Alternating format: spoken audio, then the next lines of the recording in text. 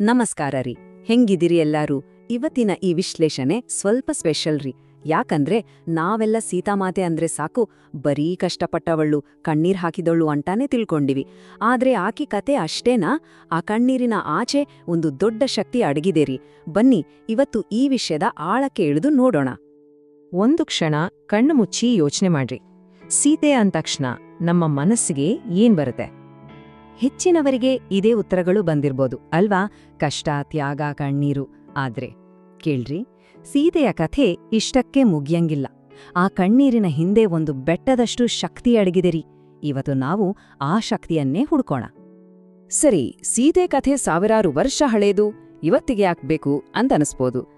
ನೋಡ್ರಿ, ಆಕೆ ಎದುರಿಸಿದ ಕೆಲವು ಸವಾಲುಗಳಿದಾವಲ್ಲ, ಅವು ಇವತ್ತಿನ ನಮ್ ಜೀವನದ ಒತ್ತಡಗಳಿಗೆ ಕನ್ನಡಿ ಹಿಡ್ದಂಗದಾವ್. ನೋಡ್ರಿ, ಅದರಲ್ಲೂ ನಮ್ ಕಡೆ ಹೆಣ್ಮಕ್ಳಿಗೆ 26-30 ವರ್ಷ ಆಯ್ತು ಅಂದ್ರೆ ಸಾಕು, ಇನ್ನೂ ಮದ್ವೆ ಆಗಿಲ್ವೇನೋ ಅಂತ ಕೇಳಿನೇ ಸಾಕಾಗಿ ಹೋಗಿರ್ತೈತಿ. ಹಿಂಗ ಸಮಾಜದ ಮಾತುಗಳನ್ನ ಕೇಳಿದಾಗ ಸೀತಾಮಾತೆಯ ಜೀವನದಿಂದ ನಾವು ಕಲಿಯೋದು ಬಹಳನೇ ಐತಿ.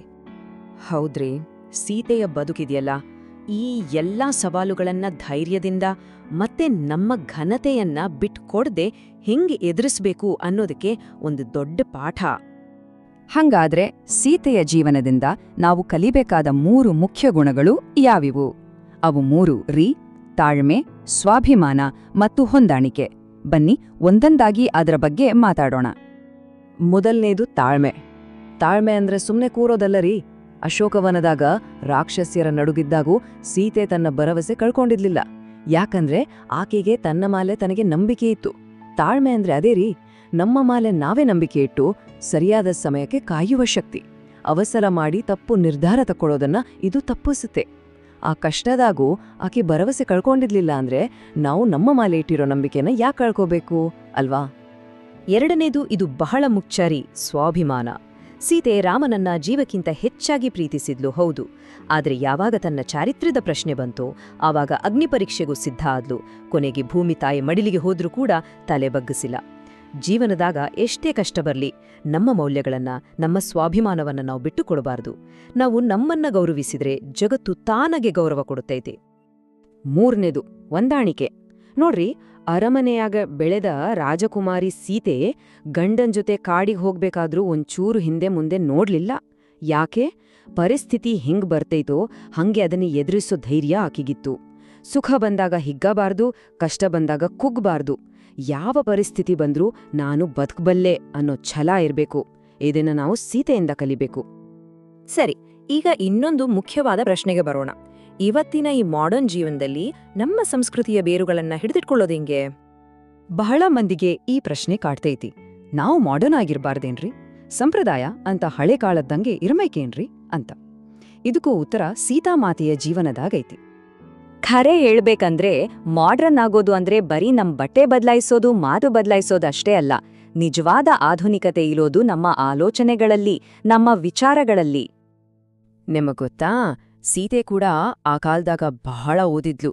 ಆಕೆಗೆ ವೇದವತಿ ಅಂತಾನೋ ಹೆಸರಿತ್ತು. ಆದ್ರೆ ಆಕೆಗೆ ಜ್ಞಾನದ ಅಹಂಕಾರ ಯಾವತ್ತೂ ಇರ್ಲಿಲ್ಲ. ಹಂಗೆ ನಾವು ಎಷ್ಟೇ ದೊಡ್ಡ ಕಂಪನಿಯಾಗ ಕೆಲ್ಸ ಮಾಡ್ಲಿ, ಕೈತುಂಬ ದುಡಿಲಿ, ನಾನ್ ದುಡಿತೀನಿ ಅನ್ನೋ ಅಹಂಕಾರ ಬರ್ಬಾರ್ದು. ಕೈಯಾಗ ಲ್ಯಾಪ್ಟಾಪ್ ಇರ್ಬೋದು, ಆದ್ರೆ ಮನಸ್ಸಿನಾಗ ನಮ್ಮ ಜವಾಬ್ದಾರಿ, ಹಿರಿಯರಿಗೆ ಕೊಡೋ ಮರ್ಯಾದೆ ಯಾವತ್ತೂ ಇರ್ಬೇಕು. ಇಲ್ಲಿ ಸ್ವಾತಂತ್ರ್ಯಕ್ಕೂ ಸ್ವೇಚ್ಛೆಗೂ ಇರೋ ವ್ಯತ್ಯಾಸ ನಾವು ತಿಳ್ಕೋಬೇಕು.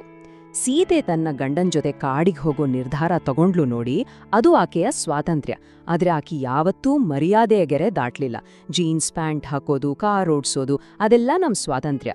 ಆದ್ರೆ ನಮ್ಮ ಮೌಲ್ಯಗಳನ್ನ, ನಮ್ಮ ಭಾಷೆಯನ್ನ, ನಮ್ಮ ಹಿರಿಯರ ಮೇಲಿನ ಗೌರವವನ್ನ ಮರೆಯೋದು ಸ್ವೇಚ್ಛೆ ಆಗತ್ತೆ. ಅದನ್ನ ನಾವು ಮಾಡಬಾರ್ದು. ಇದನ್ನ ಇನ್ನೊಂದ್ ರೀತಿ ಹೇಳ್ಬೇಕಂದ್ರೆ, ಒಂದು ಗಿಡದ ಬೇರು ಎಷ್ಟು ಗಟ್ಟಿ ಇರುತ್ತೋ ಅದರ ಕೊಂಬುಗಳು ಅಷ್ಟು ಎತ್ತರಕ್ಕೆ ಬೆಳೆಯಕ್ ಸಾಧ್ಯ. ಹಂಗ ನಮ್ಮ ಸಂಸ್ಕೃತಿ ಅನ್ನೋದು ನಮ್ಮ ಬೇರು. ನಮ್ಮ ಮಾಡರ್ನ್ ಲೈಫ್ ಅದರ ರೆಂಬೆ ಕೊಂಬೆ ಇದ್ದಂಗ. ಬೇರು ಗಟ್ಟಿಯಾಗಿದ್ರೆ ಮರ ಎಷ್ಟೇ ಎತ್ತರಕ್ಕೆ ಬೆಳಿಬೋದು, ಬೀಳಂಗಿಲ್ಲ. ಸೊ ಕೊನೆಯದಾಗಿ ಇಷ್ಟೆಲ್ಲ ಮಾತಾಡಿದ್ಮೇಲೆ ನಾವು ಸೀತೆ ಬಗ್ಗೆ ಏನ್ ಅರ್ಥ ಮಾಡ್ಕೋಬೇಕು, ಏನ್ ಕಲಿಬೇಕು? ಈ ಒಂದು ಮಾತನ್ನ ಚೆನ್ನಾಗಿ ನೆನ್ಪಿಡ್ಬೇಕು ರೀ. ಸೀತೆ ಅಂದ್ರೆ ಬರೀ ತ್ಯಾಗ ಅಲ್ಲ, ಬರೀ ಕಣ್ಣೀರು ಅಲ್ಲ. ಸೀತೆ ಅಂದ್ರೆ ಸ್ವಾಭಿಮಾನದ ಒಂದು ಶ್ರೇಷ್ಠ ಸಂಕೇತ. ನೋಡ್ರೆ, ಯಾವಾಗ ನಾವು ನಮ್ಮನ್ನ ನಾವು ಗೌರವಿಸ್ಕೊಳ್ತೀವೋ ಆಗ ಇಡೀ ಜಗತ್ತು ನಮ್ಮನ್ನ ಗೌರವಿಸುತ್ತೆ. ಅದಕ್ಕೆ ಮೊದಲು ನಮ್ಗೆ ನಮ್ಮ ಮೇಲೆ ಗೌರವ ಇರಬೇಕು. ನಮ್ಮ ವ್ಯಕ್ತಿತ್ವವನ್ನ ಗಟ್ಟಿ ಮಾಡ್ಕೋಬೇಕು. ಹೋಗೋಕ್ಕಿಂತ ಮುಂಚೆ ಒಂದು ಪ್ರಶ್ನೆನ ಇಲ್ಲಿ ಬಿಟ್ಟು ಹೋಗ್ತಿದ್ದೀನಿ.